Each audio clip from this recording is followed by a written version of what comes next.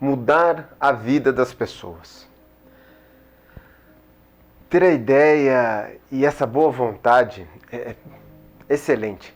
Mas como aplicar isso na vida real e torná-la algo tangível para você e para as pessoas que estão recebendo essa ajuda? Fique nesse vídeo e aprenda a esclarecer e aplicar um método para colocar em prática de forma simples essa sua filosofia de trabalho. Para muitos que têm mais claro o que realmente ama fazer, a questão de interferir na vida de outras pessoas de forma positiva, incentivando o crescimento, é um objetivo. Talvez podemos até chamar isso de missão, se isso já faz algum sentido para você. Caso ainda não se preocupe, que a gente vai voltar a falar sobre isso em outro momento. O fato é que ter essa ideia na mente pode ser o nosso motivador, entende? Aquilo que nos impulsiona dia após dia a nos dedicar, a fazer o que a gente faz. A maioria tem questões financeiras como objetivo. Outros não se satisfazem com apenas isso. Precisam que façam algo que lhe dê sentido de viver. Não é o que o dinheiro não seja importante, como diz um dos meus grandes mentores. A vida é linda, o céu é azul e sem dinheiro a gente morre de fome. Então, que tal dominarmos as seguintes questões? Entender o que esse desejo de ajudar pessoas representa para você de verdade. Como nossa evolução ou crescimento profissional, se preferir, está ligado a isso. Estratégia, método e ferramenta. Temos que utilizar para transformar essa ideia de ajudar os outros em uma realidade próspera para a empresa e profissional. O ser humano ele passa por diversas fases de crescimento. Podemos destacar aqui que não se trata apenas de um crescimento físico e mental, mas também emocional e espiritual, para quem isso fizer sentido. Nossas crenças, elas estão diretamente relacionadas ao crescimento e desenvolvimento de nossos comportamentos. Além disso, ainda tem a questão do nosso temperamento e personalidade, além, claro, de questões genéticas. Durante nossa vida, passamos por momentos em que nos fazem refletir e aprender sobre o que estamos passando e qual o significado daquilo.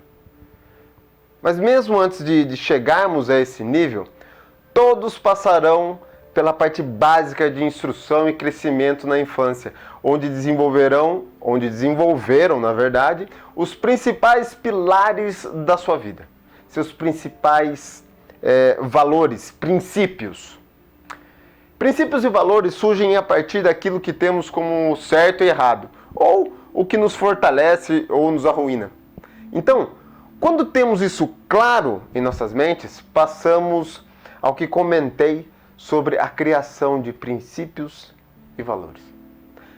Mas até termos isso claro em nossas mentes, é necessário uma boa base de autoconhecimento. E mesmo que você acredite já se conhecer o suficiente, eu te convido a fazer uma análise de si sobre si mesmo. E talvez expandir ainda mais o que você já sabe sobre si. Vamos começar por atingir a autopercepção. Reflita com essas questões e vá respondendo. Primeiro, como foi sua infância? Que tipo de aluno você foi na escola? Como era a relação com seus pais? Como se sente em relação à sua família? Possui irmãos? Como era a sua relação com eles? Como foi a sua adolescência? Quais eram os seus sonhos e anseios lá naquela época? Talvez não seja nem tão distante disso. O que fez decidir sobre sua carreira atual? Como que você sente em relação Aliás, como você se sente em relação ao seu trabalho? Como você percebe sua carreira? Quais são suas maiores preocupações na sua vida profissional nesse momento? Em que fase da vida você se vê atualmente? O que impulsiona você a agir? O que te motiva a ir além?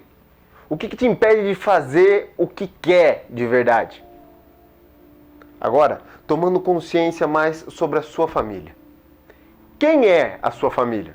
Especifique as pessoas, colocando os nomes, compartilhando a percepção e sentimento que cada uma delas tem para você em separado. Qual vínculo você estabelece com essas pessoas? Com quem você mora? Desde quando você mora com essas pessoas? Foi você que escolheu morar nesse lugar? Se você ainda mora com sua família de origem, as pessoas que te criaram, como é seu relacionamento com eles? E há quanto tempo? Você morou em um quarto sozinho ou não? Com quem dividiu ou até divide o quarto e como é ou foi feita essa divisão na sua percepção? Quem trabalha em casa? Como a família utiliza o tempo que tem livre? Se você for casado, como foi a transição de filho ou filha para marido ou esposa? Como é o relacionamento com a sua esposa ou marido? Como o casal aproveita o seu tempo livre? Tem privacidade? E se for solteiro, é por opção ou falta de opção? O que representa ser solteiro na sua vida? Você imagina que é hora de encontrar um par perfeito? Tem filhos? Foram planejados? Qual é o nome deles? Qual o intervalo de nascimento entre eles? E por que foi assim? O que significa ter ou não ter filhos para você? E essa situação, ela é boa para você? Agora, tomando consciência sobre a vida afetiva. Você está num relacionamento afetivo? Namora, ou é casado, ou algo parecido? Está satisfeito com a maneira de viver em casal, solteiro? Ou esperava outra coisa? E o que esperava? Qual é o estado atual do teu casamento ou vida individual? Como você se vê no quesito relacionamento nos próximos 5 anos? O que costuma fazer com o seu companheiro ou sozinho, caso esteja solteiro? É agradável estarem juntos ou sozinho? O relacionamento afetivo, para que ele ou ela serve para você? Que espaço ocupa isso na sua vida? Seu ou sua parceira, parceiro, é livre? Ou tem outro relacionamento? Você convive com esse fato com tranquilidade? O que te atraiu ou atrai em seu parceiro no último relacionamento? E ao ouvir essas percepções e respostas, quais sentimentos você vive? Sua tendência de relacionamentos íntimos e de amizades são de longos ou curtos períodos? Você já parou para refletir nisso? Sabe explicar a causa? Você acredita que pode melhorar mais ainda nesse sentido? E se consegue, como seria isso? Agora, tomando consciência sobre a sua vida social. Como utiliza o seu tempo livre? O que você faz? Tem amigos? Gosta de estar com eles? Tem feito o que gosta ultimamente? E se não, qual o motivo disso? Você está lidando bem com o seu trabalho e relacionamento? Reflita um pouco mais sobre isso nesse momento. Partindo agora para que a gente tome consciência sobre a sua profissão. Com o que você trabalha? Está dentro da sua formação, conhecimento, experiência profissional? Como se sente na sua função? Escreva seu ambiente de trabalho. Relaciona-se bem com as pessoas com quem você trabalha, com quem você divide o ambiente. Qual o motivo disso? Foi do seu desejo a sua profissão? Há quanto tempo você trabalha nesse ramo de atuação? E tem algo diferente disso em vista? Você está vivendo um momento de transição ou de equilíbrio?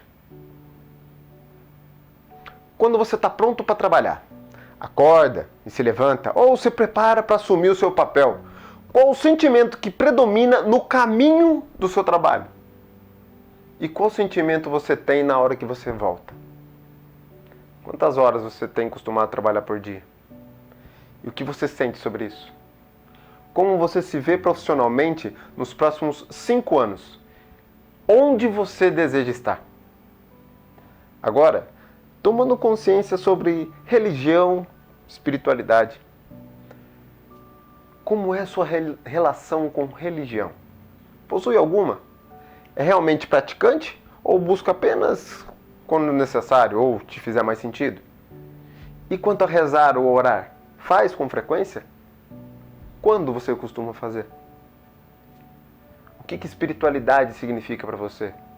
Que relação você tem com Deus ou algo maior, o ser maior do universo, aquilo que fizer sentido?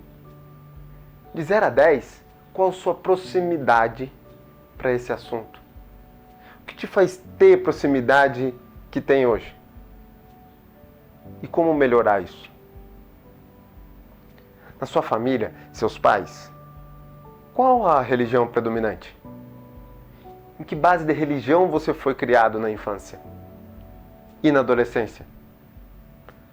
Como você acha que isso interfere na sua vida hoje? Concluindo essa reflexão, eu convido você a refletir sobre todas essas perguntas.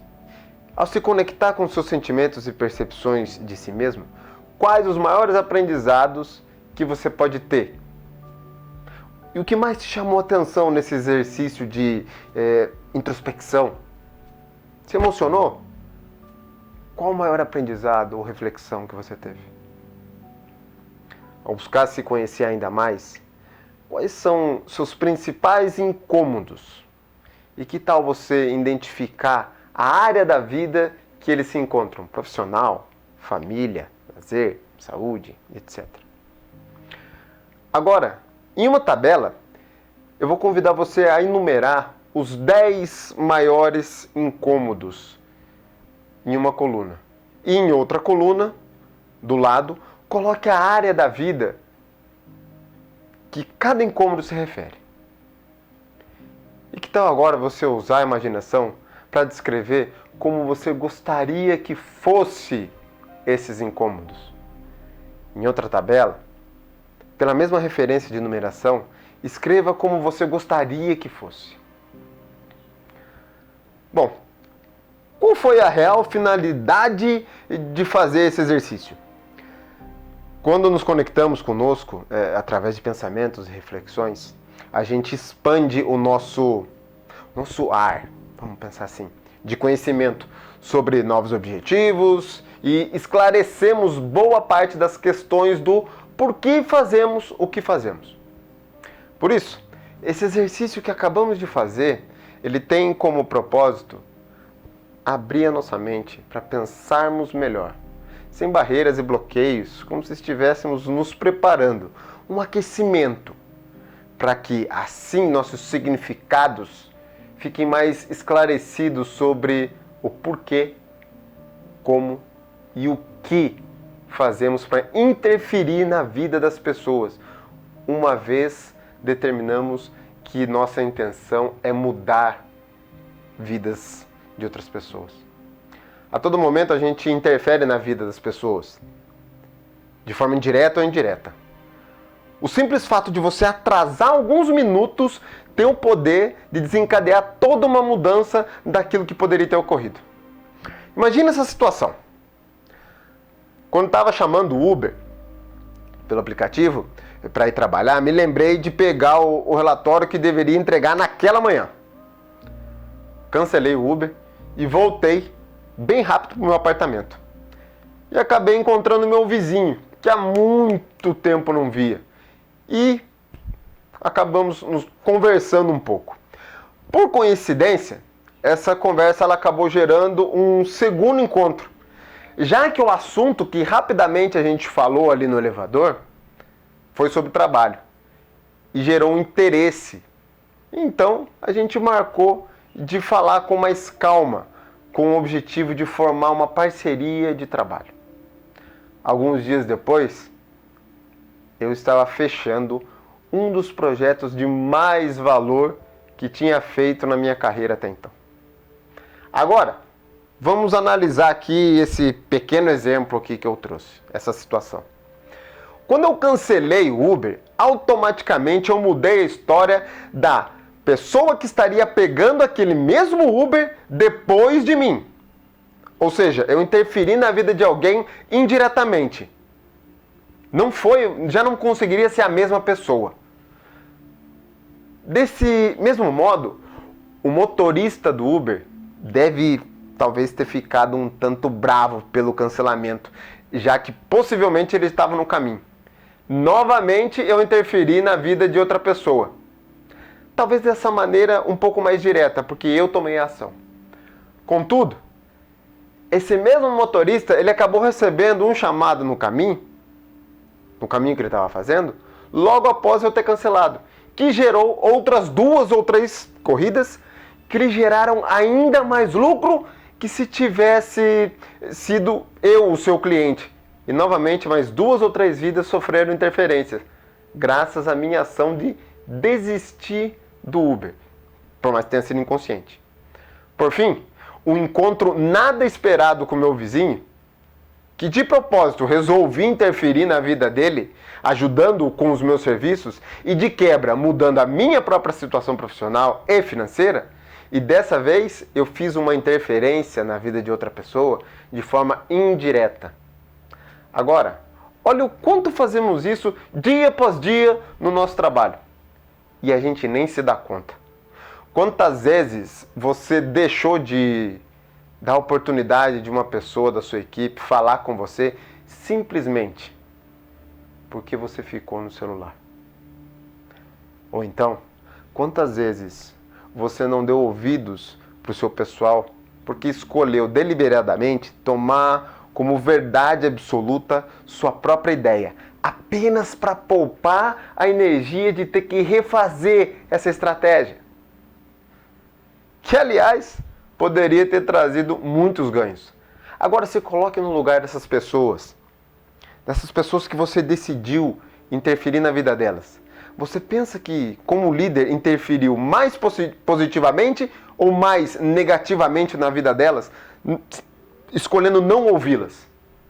O fato aqui é o quanto você realmente tem no dia a dia ajudado a mudar as pessoas à sua volta. Para ter essas respostas é necessário ter a compreensão de qual nível de evolução ou crescimento se está. Uma maneira que você talvez conheça facilmente de compreender esse fator é através da pirâmide de Maslow. Se lembra? Essa estrutura traz para o consciente as fases que o ser humano atinge na sua vida. E elas são, de acordo com a pirâmide de Maslow, necessidades fisiológicas, segurança, social, estima e realizações pessoais.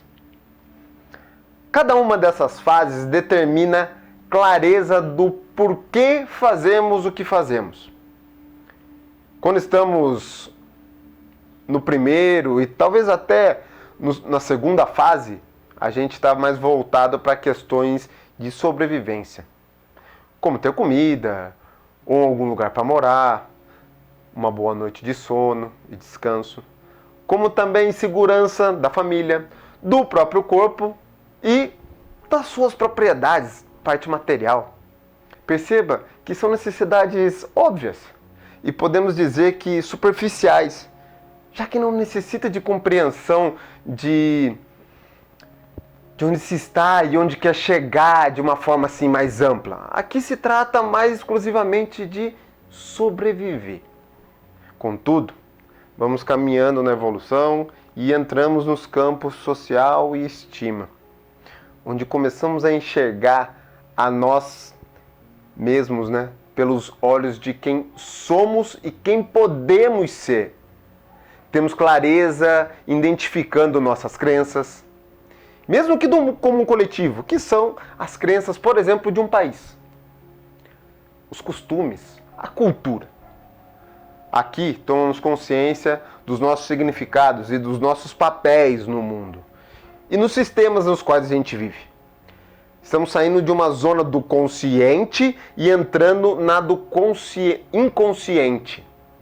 Do pensamento comum para o pensamento do além, do nosso poder maior interno. Então a gente atinge um nível de realização pessoal que está ligado ao que entendemos sobre o que nascemos para fazer. Aquilo que vamos deixar de legado para o mundo quando a gente for daqui para melhor. Entender o porquê estamos vivos. Qual o nosso real propósito de estar aqui.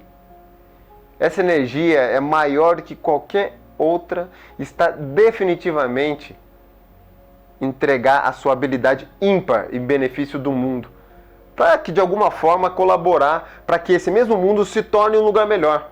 Logo, isso pode ser interpretado como mudar vidas. Existe outra estrutura para esse pensamento que é dividida em 7 níveis, ao mesmo qual eu em particular aprecio mais, em virtude da clareza. Com a imagem a seguir, ficará bem mais claro para você entender esses 7 níveis que também é em forma de pirâmide. Como saber em que fase estamos da nossa vida? É claro que existe um método, uma ferramenta para ajudar a gente a reconhecer o nosso estado. Mas, de uma maneira bem resumida, até por causa do nosso tempo aqui que a gente tem, a maneira que você pode observar para identificar em qual momento se está e identificar aquilo que faz e não faz sentido para você, é olhar para a pirâmide e ver assim, por exemplo, se eu te perguntar se você tem claro o porquê você toma as atitudes que você toma e acredita no que acredita, você teria uma forma clara e objetiva de explicar de que forma você chegou nessa definição? Em outras palavras, você consegue dizer do que se trata aquilo? Pela pirâmide, a partir do quarto nível, começamos a entrar em um nível de evolução profundo do ser. Até então, os outros níveis tratam do nosso externo, do óbvio, da sobrevivência. Daquilo que pode ser interpretado de uma maneira menos reflexiva, na região do consciente. Do quarto nível em diante, a gente já está falando mais de uma forma inconsciente, encontrando as respostas de, por exemplo, por que tenho comportamentos assim ou daquele outro jeito? Compreender isso nos faz ter clareza de como ajudar melhor as pessoas, mudar as vidas delas, como diz o tema desse vídeo. Afinal, temos maior facilidade de entender junto as pessoas que estamos tentando auxiliar em qual nível estão e como podemos fazer para subir, assim também como a nós mesmos.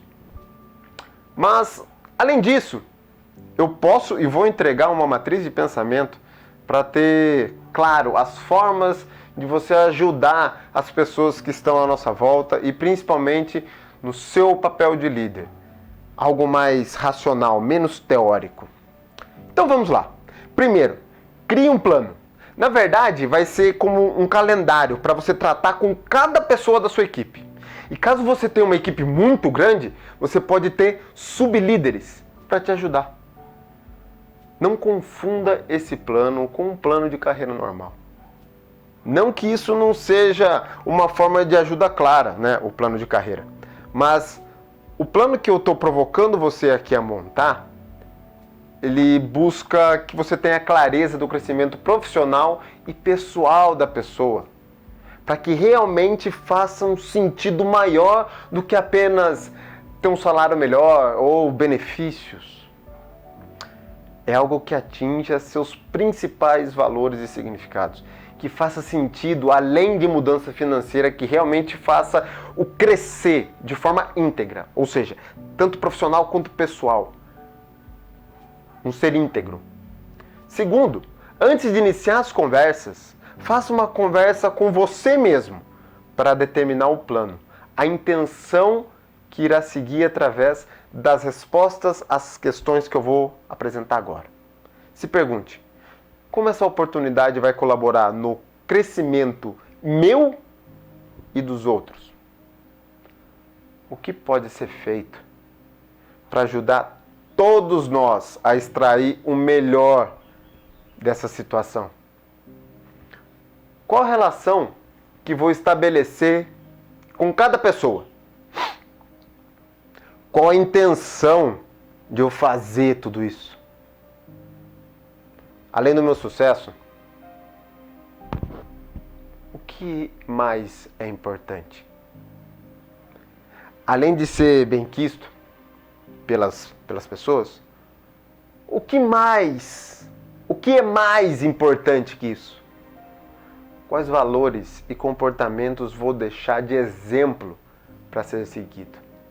E para finalizar essa conversa consigo mesmo, pense, estou me conduzindo pelas perguntas do ego? Como posso ser mais bem visto, elogiado, lembrado, vangloriado?